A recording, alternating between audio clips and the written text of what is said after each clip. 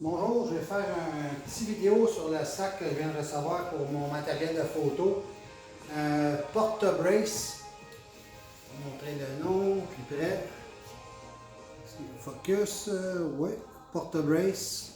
C'est 28 XT, le modèle. 28 pouces de long, 8 de large, 8,5 de haut. C'est un sac qui est en Cordura du 1000, du denier 1000, Cordura. Paddé au complet avec, je dirais, du padding de demi-pouce ou 3/4 de pouce. Les côtés, le dessous qui est complètement caoutchouté. Et aussi, il y a, ça c'est la face avant si on veut. Une grande poche qui fait toute la surface du sac. Au complet, presque au complet, sur à peu près 3 pouces de profond. Les fermetures éclairs sont toutes doubles. Celle-là ici. Celle de l'arrière, c'est une poche aussi pleine grandeur, mais celle-là en filet. Et à l'intérieur, je pense qu'on voit bien comme ça, il y a une autre poche pleine grandeur, toujours des fermetures éclairs doubles, pleine grandeur, et deux vides poches ici, sur la face avant, et aussi une strap qui est cousue dans le fond, soit pour arrimer un trépied ou d'autres matériels. C'est pas conçu exclusivement pour traîner un trépied. C'est conçu pour peu importe le genre de matériel. En général, du matériel de photo. Porte-brace, ça c'est un sac qui est sac pour trépied là, quand on fait la recherche. Mais évidemment, on peut mettre d'autres choses qu'un trépied là-dedans. C'est un sac, bon, au niveau du tissu externe du Cordura du 1000, denier 1000. Le fond est waterproof. Le sac comme tel, c'est water resistant. L'armature, une armature plein format. Je dirais qu'il est d'au moins 3/4 de pouce, le tuyau qui fait le contour au complet, qui permet d'avoir une rigidité au niveau de l'ouverture. Et ça s'ouvre un peu comme ceux qui ont déjà vu des mallettes de médecins en cuir. Là. La fermeture éclair descend sur le côté. Quand on l'ouvre, c'est plein format. Fait que c'est facile de jouer dedans par rapport à l'ouverture. Moi, j'avais besoin d'un sac comme ça, pas tellement pour traîner mon matériel, genre tous les jours. Si j'utilise mon camion, que ce soit un camion ou un auto, peu important, n'importe quel sac pourrait faire l'affaire. Mais moi, c'est pour traîner sur ma moto. Donc, ça me compliquait un peu les choses au niveau du sac. J'avais besoin d'un sac qui fait, dans le fond, le trépied fait 19 pouces, la tête fait 4 pouces et demi. Fait que j'ai besoin de 24 pouces à peu près de longueur, de profondeur de sac.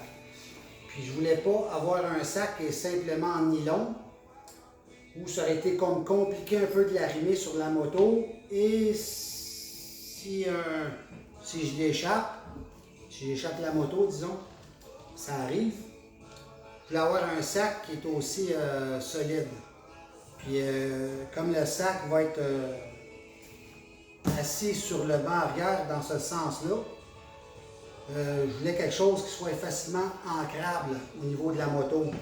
Ici, avec les poignées qu'il y a sur le côté, qui sont extrêmement solides, de chaque côté, plus les ancrages en acier, en avant et en arrière, c'était beaucoup plus facile de configurer ça sur le banc de la moto, de l'arrimer par les côtés et par les anneaux au niveau du top case qui est en arrière.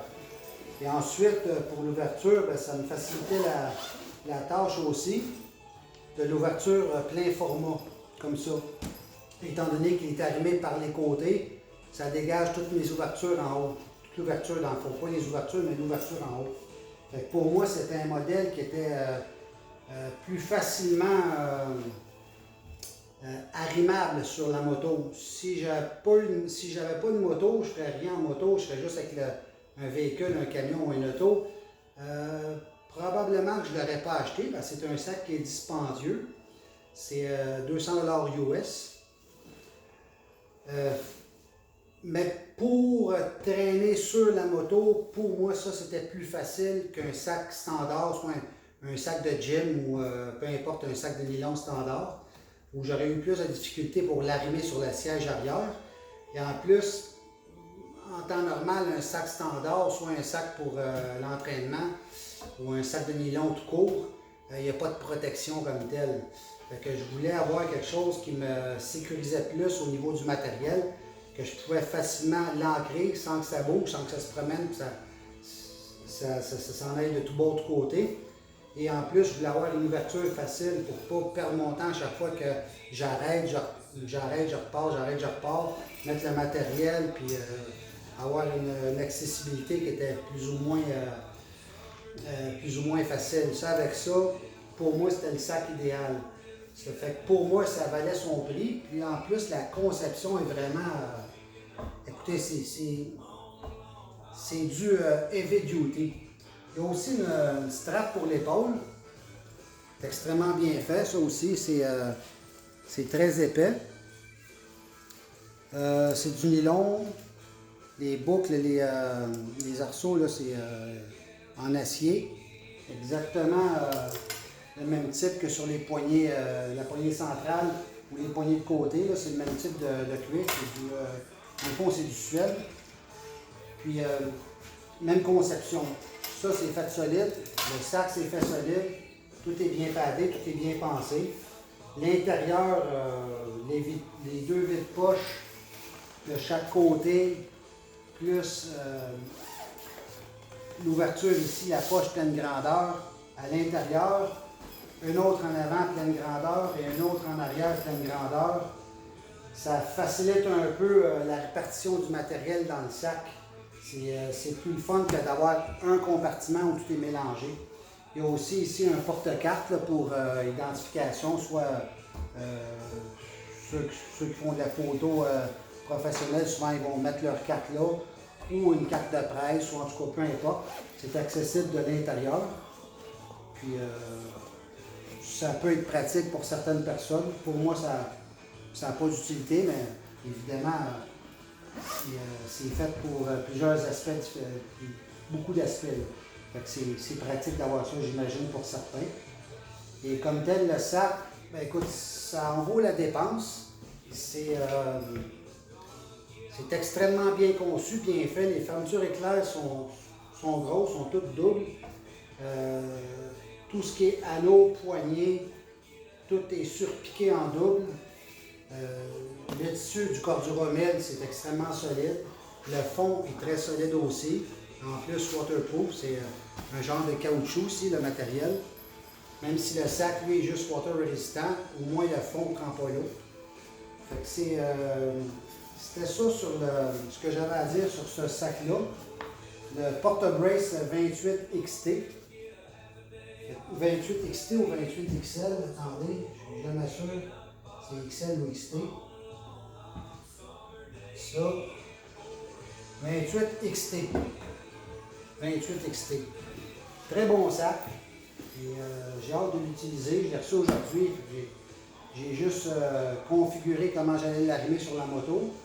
Je n'ai pas encore utilisé, mais ça fait mon bonheur.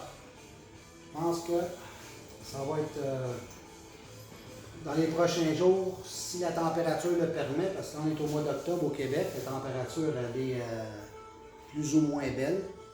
Fait que si la température le permet, bientôt, ben, je vais pouvoir l'utiliser avec la moto. Puis si ce n'est pas la moto, ben, ça va être avec le camion, qui va être aussi pratique, là, parce que c'est le fun de pouvoir mettre son matériel, puis avoir différents compartiments.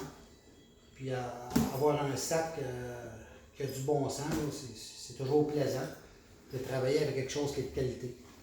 Fait que c'est ça. Si vous avez des questions sur le Porta-Brace 28 XT, gênez-vous pas. Merci.